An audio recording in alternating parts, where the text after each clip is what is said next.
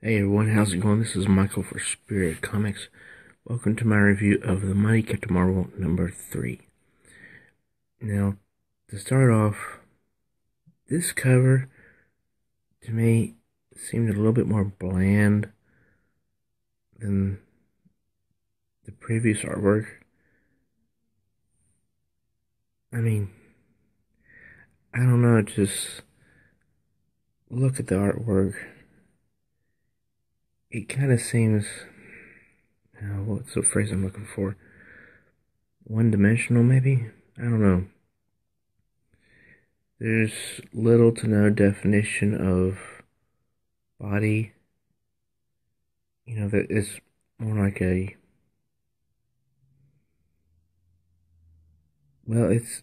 more like a cartoon character. Now, don't get me wrong, I like cartoons, I do. But for a cover, this just seems to meld one figure into the next. And I don't know why her uniform is torn so much, because it's not that way in the issue. But as for the surrounding part, that's pretty good, because it shows the night sky, even like the moon. So there's something going. So that shows there's action going on in the background. You can even see a chopper flying by. So it's not just a blank slate. Now we get into the story, and Captain Marvel's talking to herself. She says, "We are made of star stuff." Now, I think that sounds silly, but she says Carl Sagan dropped that Big Bang truth bomb on Cosmos, my old favorite show. I'm not familiar with Carl Sagan, so I don't know anything about him. But anyway, she's just going on, and this is her talking to herself. She's wondering about her place in the world. And then here's a picture of her, standing, I think, around other children, which is kind of strange since she's not someone who really gets along with children all that well. Anyway, the synopsis of the story is Carol's made it her personal mission to stop the bounty hunter and protect Bean, the child that's half Kree, half Hala. One such Kree child, a task that's proving increasingly difficult since close proximity to Bean causes Carol to lose control of her powers, which that basically gives away the ending of this whole issue. Now, Captain Marvel's search for answers to this mysterious connection has led her to what she thought was a defunct Stark Industries lab. This is Alienation Part 3 of 4. And this is what I like, this first part of the story. She's sort of unconscious right here, but her mind's still active because she's thinking. She can see that she's thinking because all these boxes are her thoughts. And then she somehow summons all her energy, and she starts to think, screw you, universe, and then boom, flies out of out of that deep freeze. Then she hears this: when you say universe, could you maybe be a titch more specific? A strange voice that comes from nowhere. And she says, huh? And the voice says, see, you say screw you, and I hear, screw who? That's what, 100 billion galaxies in the universe? Let's say 100 billion planets each? What? She's confused because she doesn't know who the voice is. We're talking 1 times 10 to 22 planets in the observably screw you able universe, more or less. And you should look on his jacket. It says Stark Industries. He says, so I gotta ask, who are you really screw youing here, Air Force? She says, am I?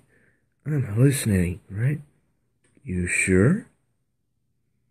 You're here. And she's in shock. Hey, you space face. No. Yep. No. 100%. Are you Tony? And he says, in the flesh, except for, the flesh.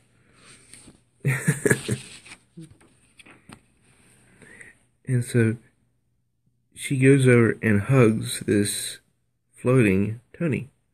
She says, I can't even. You're amazing. Obviously. But how?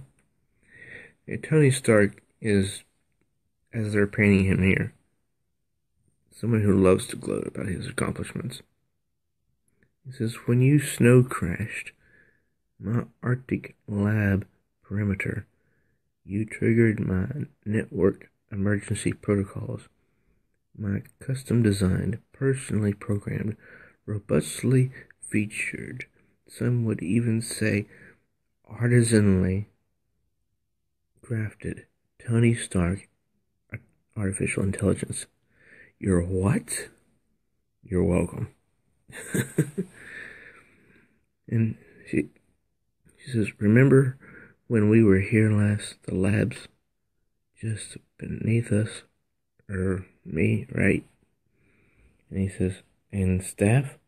Mostly. And he says, the Stark Permafrost Retrovirology Station, SPRS, is 50 meters down. At least it was before you avalanched it. She says, and staff? Mostly automated. Great. How about you call up the ice elevator like you or Tony did last time? And he says something really funny.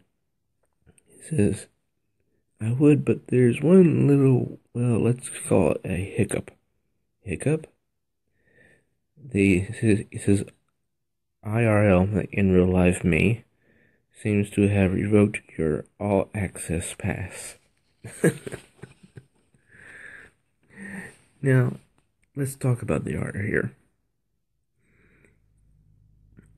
It seems not as good as the previous issue. And, that this artwork seems a little bit plain. It doesn't seem like there was much effort put into it. I mean, I couldn't draw this if I wanted to. But I know what I like and I know what I don't care for. But this is pretty good here. This attack giant or whatever it is. So ice creature. She says, what the? And this is awkward. There's no override for our perimeter defense system, which is gonna seal off the place in 3, 2, 1. Growl. That thing is your perimeter defense system? And side note, you thought awkward was the best word to describe it. Awkwardly large and lethal. You're getting warmer, and you're about to get colder, I think. He doesn't even need a hood. And look, the the artificial intelligence puts his hood up. She says, "Sorry, Frosty, but I hate brain freeze. Of course I do too. See the blue sparks? I don't know." She says, "Oof. Oh, come on. Where's all this energy? Huh? It's coming from. That's cheating. You suck." He says, "Technically, I believe he blows." That's funny. And he does. He's blowing this Arctic crap all over Captain Marvel. And she's trying to keep it from hitting her. And she says, "You do not want to get in a snowball fight with me, Buster. Nobody survives my back bay booger ball." And I don't even want to know what that is. Besides, I heard we're looking at an early spring thaw. Super early.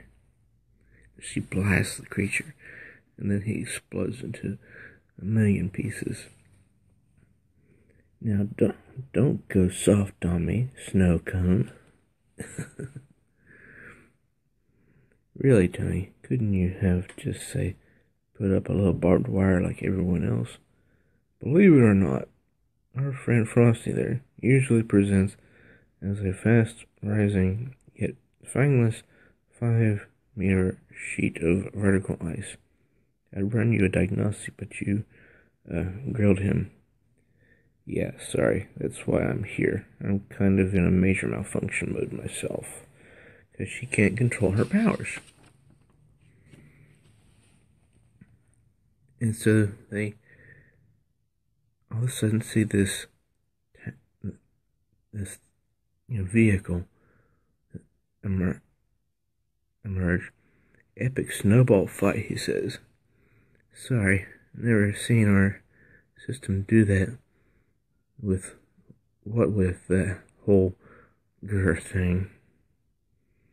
"Hey, we've met before. Last time I was here, Tony. This is Harper." He says, "It's Hopper. Tay's just messing around." Now, this is funny. He says, "The name isn't Tay, Harper." He says, "Tony AI, Tay for short." Ha, I love it. You don't get to rename my files for short. He's sort of like his creator. Initiating dive. You might want to hold on. I'll be fine, Captain. So then they dive and they reemerge underground.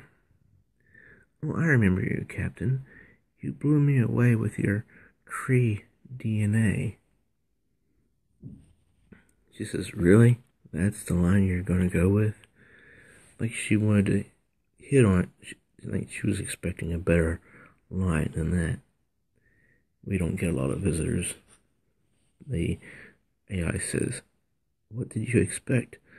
I'm a paleoviralistic word I can't say.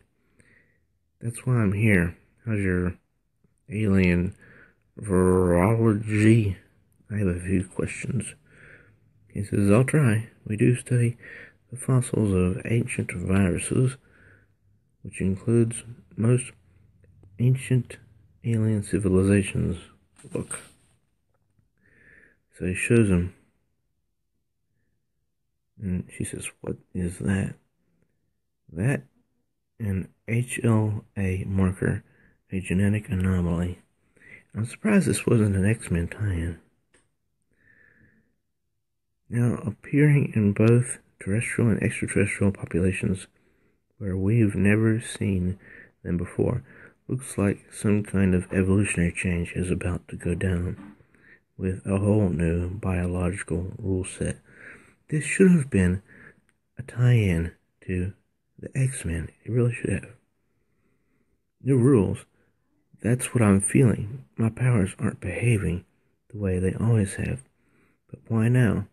And why the sudden appearance of these HLA things? Now, I like the way they did her face in this last pound.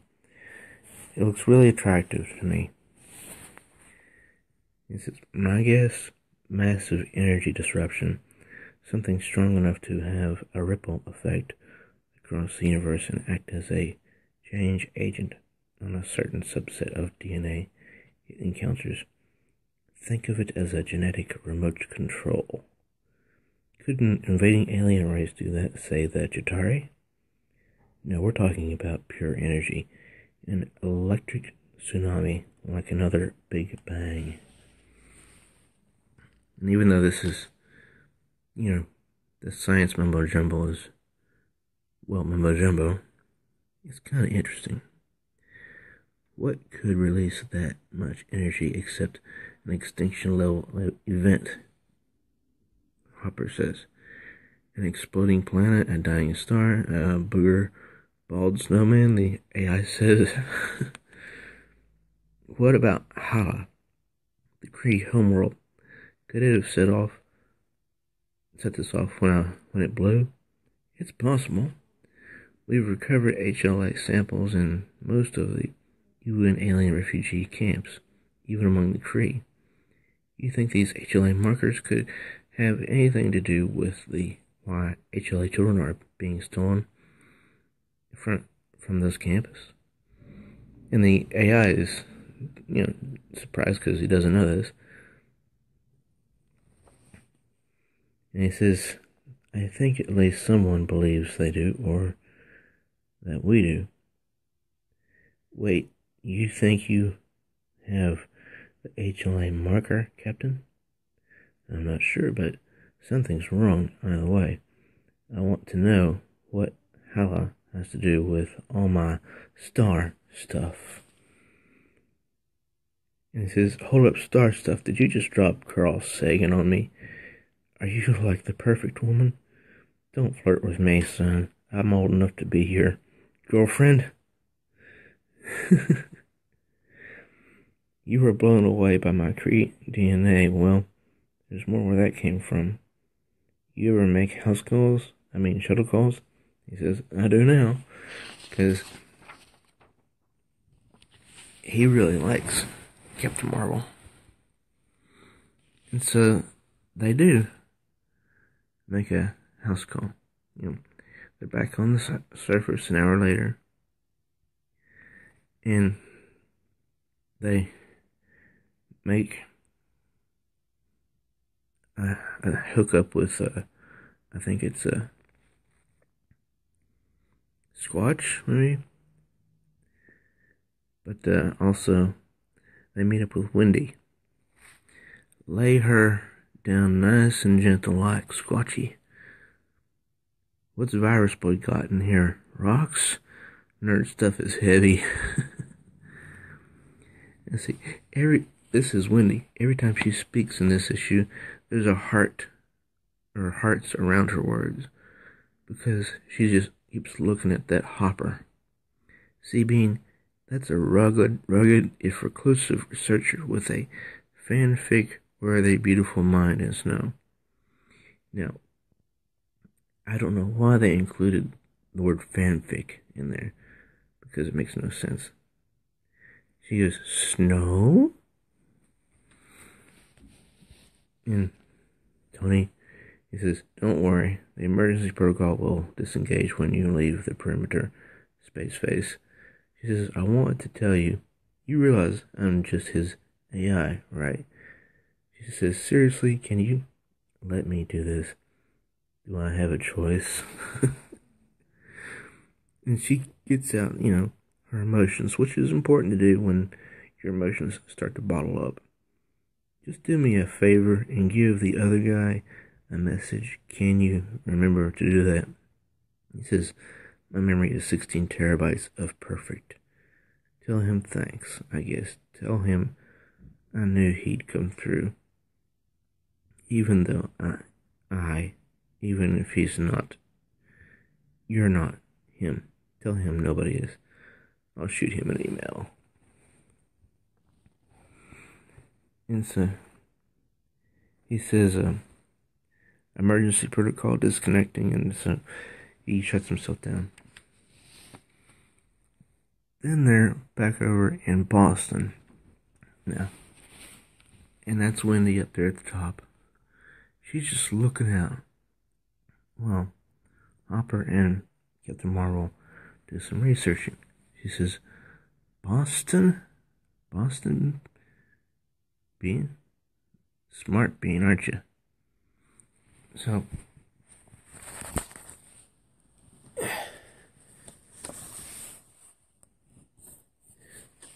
basically, Hopper and Captain Marvel need some DNA from before she was Captain Marvel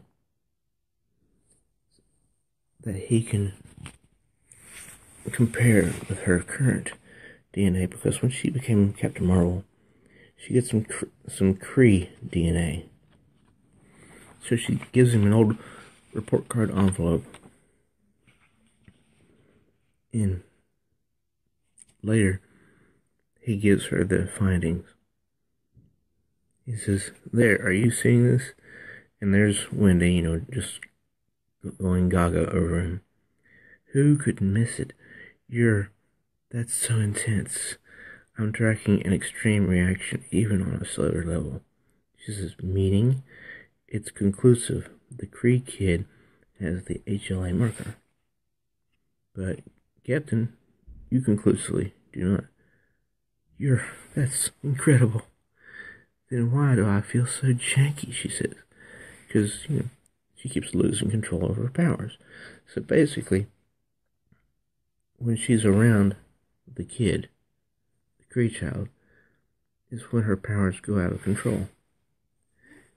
And then they find out there's somebody watching them outside. It's another one of those pots.